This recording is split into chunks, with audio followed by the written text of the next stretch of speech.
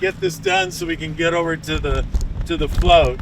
So my name is Phil Hart. I'm a state senator from Legislative District 2, and I get a permit to put this on every year. So I don't know how free we are when we have to get a permit to gather, but it actually makes sense because this is a busy day, and the purpose of the permit is that I can secure the spot and we don't have two events here at the same time. So I can go for that. You know, yesterday I spoke in Shoshone County. I'm the senator from Legislative District 2, which includes Shoshone County, Benoit County, all of Clearwater County, about half of Kootenai County from the Lake Coeur d'Alene to the east and across the north edge, and even includes part of Bonner County.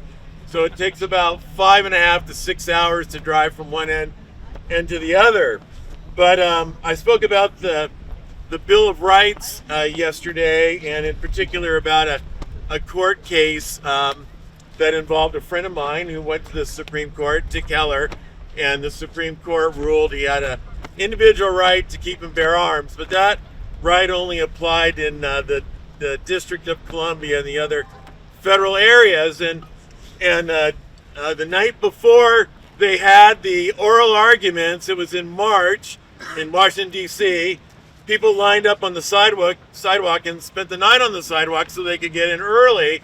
So Dick went along the row of folks sleeping on the sidewalk and talked to each one and gave them cough drops because it was a cold night. He thought they might need cough drops.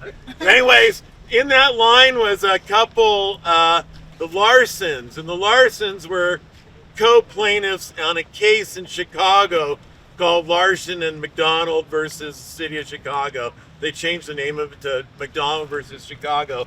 But what the Larsons figured out when they met Dick Heller that night was he was just a regular guy. And they thought, if a regular guy can get a case to the Supreme Court, so can we. So the McDonald versus Chicago case did get to the Supreme Court. They ruled very similarly to the way they ruled in the Heller case. And what the McDonald case did was it incorporated the Second Amendment into the 50 states, where the Heller case only applied to the federal areas. So the point that I think we can learn from that was Dick Heller was a regular guy. The Larsons said, we're regular people too. If he can do it, we can do it. They worked together after they met that night.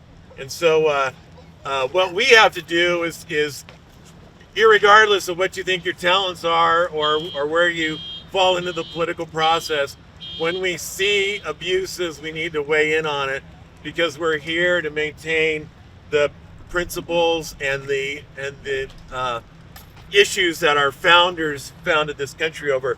So before I start reading the Declaration of Independence, I want to read out of the state of Idaho's constitution. Idaho became a state on July 3rd, which was yesterday. So yesterday was our 136th anniversary as a state. So this is out of the Idaho Constitution, Article 1, Section 2. The article is called Declaration of Rights. All political power is inherent in the people. Government is instituted for their equal protection and benefit, and they have the right to alter, reform, abolish the same whenever they may deem it necessary. So those words are in the Declaration of Independence. So I'm gonna start reading. I had a helper, but he got sick yesterday, so I'm gonna read the whole thing myself. When in the course of human events it becomes necessary for one people to dissolve the political bands which have connected them to another, and to assume among the powers of the earth the separate and equal station which the laws of nature and nature's God entitle them, a decent respect to the opinions of mankind requires that they should declare the causes which impel them to the separation. We hold these truths to be self-evident, that all men are created equal, that they are endowed by their Creator with certain inalienable rights, that among these are life, liberty, and the pursuit of happiness. That to secure these rights, this is the purpose of government according to Thomas Jefferson, that to secure these rights, governments are instituted among men, deriving their just powers to the consent of the governed. He didn't talk about student loans or agricultural subsidies or unemployment taxes or whatever. that whenever any form of government becomes destructive to these ends, it is the right of the people to alter or abolish it and to institute new government, laying its foundations on such principles and organizing its powers in such form as to them shall seem the most likely to affect their safety and happiness. And that was the part out of the Idaho Constitution. Prudence indeed will dictate that governments long established should not be changed for light of transient causes. And accordingly, all experience has shown that mankind are more disposed to suffer while evils are sufferable than to right themselves by abolishing the forms to which they are accustomed. But when a long train of abuses and usurpations, pursuing invariably the same object, evinces a design to reduce them under absolute despotism, it is their right, it is their duty to throw off such government and to provide new guards for their future and security. Such has been the patient sufferance of these colonies, and such is now the necessity which constrains them to alter their former systems of government. The history of the present King of Great Britain is a history of repeated injuries and usurpations, all having in direct object the establishment of absolute tyranny over these states. To prove this, let facts be submitted to a candid world. He has refused his assent to laws, the most wholesome and necessary for the public good. He has forbidden governors to pass laws of immediate and pressing importance, unless suspended in their operation till his assent could be obtained. And when so suspended, he has utterly neglected to attend to them. He has refused to pass other laws for the accommodation of large districts of people, unless those people would relinquish the right of representation in the legislature, a right to them and formidable to tyrants only. He has called together legislative bodies at places unusual, uncomfortable, and distant from their depositories of their public records, for the sole purpose of fatiguing them into compliance with his measures. He has dissolved representative houses repeatedly for opposing with manly firmness his invasions on the rights of the people. He has refused for a long time, after such dissolutions, to cause others to be elected, whereby the legislative powers, incapable of annihilation, have returned to the people at large for their exercise, the state remaining in the meantime exposed to all the dangers of invasions from without and convulsions from within. He has endeavored to prevent the population of these states for that purpose of obstructing the laws of naturalization of foreigners and refusing to pass others to encourage their migration hither, and raising the conditions of new appropriations of lands. He has obstructed the administration of justice by refusing his assent to laws for establishing judiciary powers. He has made judges dependent on his will alone for the tenure of their offices and the amount of payment of their salaries. He has erected a multitude of new offices and sent hither swarms of officers. This is our government. And has sent hither swarms of officers to harass our people and eat out their substance. He has kept among us in times of peace standing armies without the consent of our legislatures.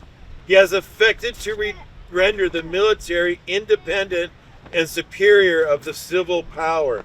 He has combined with others to subject us to a jurisdiction foreign to our Constitution, unacknowledged by our laws, giving his assent to their acts of pretended legislation, for quartering large bodies of armed troops among us, for protecting them by mock trial from punishment for any murders which they should have committed on the inhabitants of these states, for cutting off our trade with all parts of the world, for imposing taxes on us without our consent, for depriving us in many cases of the benefits of trial by jury, for transporting us beyond the seas to be tried for pretended offenses, for abolishing the free system of English laws in a neighboring province, that is in Canada, establishing therein an arbitrary government and enlarging its boundaries so as to render it at once an example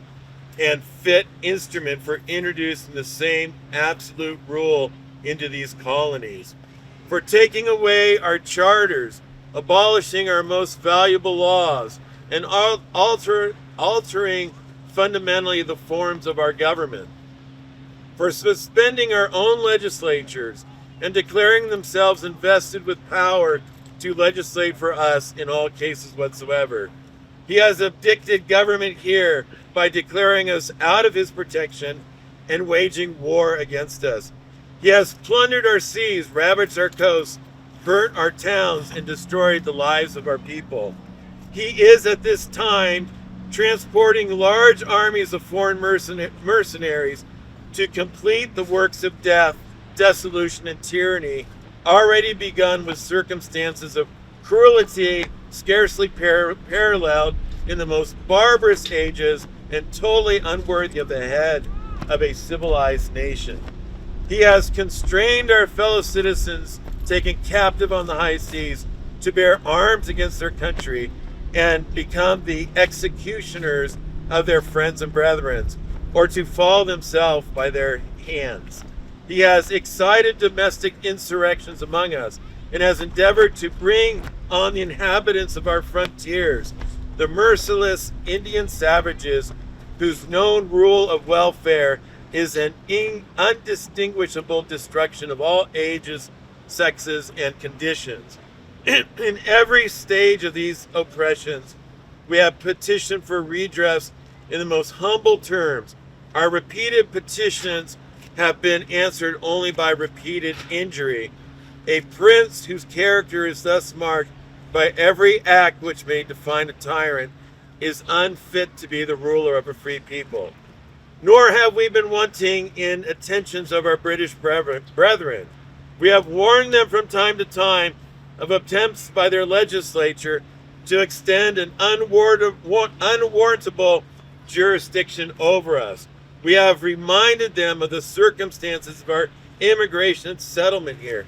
We have appealed to their native justice, and we have conjured them by the ties of our common kindred to disavow these usurpations, which would inevitably interrupt our connections and correspondence. They too have been deaf to the voice of justice and consanguinity.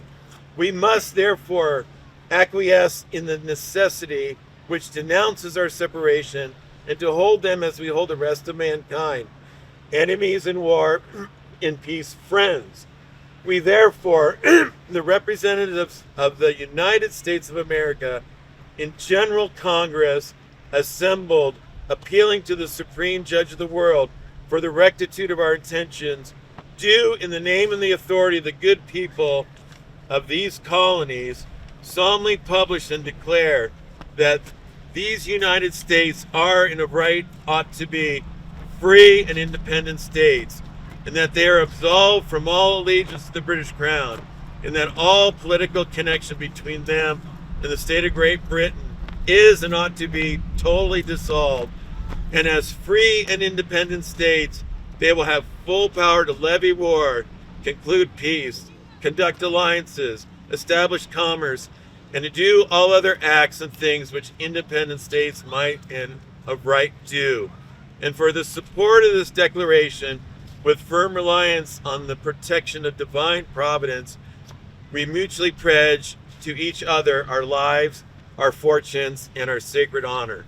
I meant to say when I started out, I wrote the Bible verse on my hand. Leviticus 25:10, proclaim liberty throughout all the land and to all the inhabitants thereof. That's inscribed on the Liberty Bell. If you visit the Liberty Bell, it's right on the crown of the bell, and the Bible verse wraps around it. Just one more thing I wanted to read. This is the preamble to the Idaho Constitution. We, the people of the state of Idaho, grateful to our Almighty God for our freedom, to secure His blessings, and to promote our common welfare, do establish this Constitution. You know, where the Lord is, there's liberty, and when we're free, irregardless of what your religion is, you can practice what you believe in, and that is also secured by our own state constitution.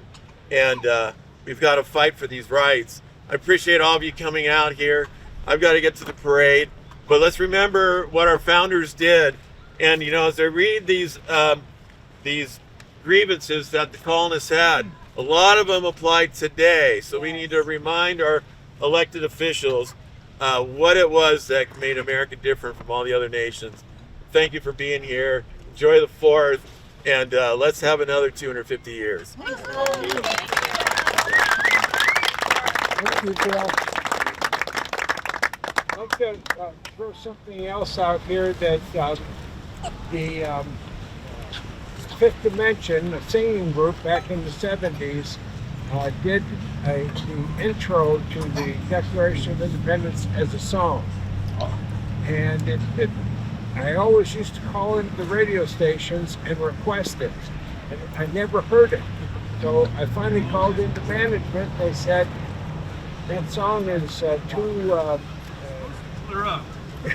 it causes too much trouble when you play it. I couldn't believe it. I was reminded of a story about George Washington. He was a surveyor, among other things. I think he mainly was a land speculator and a farmer, but he was surveying the Ohio Valley, and he got word that his survey was going to be used to create fiefdoms for the king, so the king could give big tracts of land to the nobility. And he left his survey equipment behind, rode back to Virginia, and started organizing for the Revolutionary War. So when we see these abuses, we ought to drop what we're doing. And one thing I've learned in politics, you can't do stuff alone. It always takes a team effort. So we have to work together and depend on each other. And that's kind of like similar to our relationship with God. It's all about relationships, and we need each other because these issues are too big to handle by ourselves. Thank you. Yeah, and thank all of you who ran for office too. I know it's been a real battleground, but that's where we can have the greatest effect, because the battle is really for our mind, and the battle is basically for the information that we accept as reality. And I know the opposition wants us poor and weak and dependent on them. So we gotta work hard to maintain our freedom and our middle class too, because if we don't have a middle class, we'll be dependent on others. Amen. Yeah. Okay, thanks everyone. Yeah.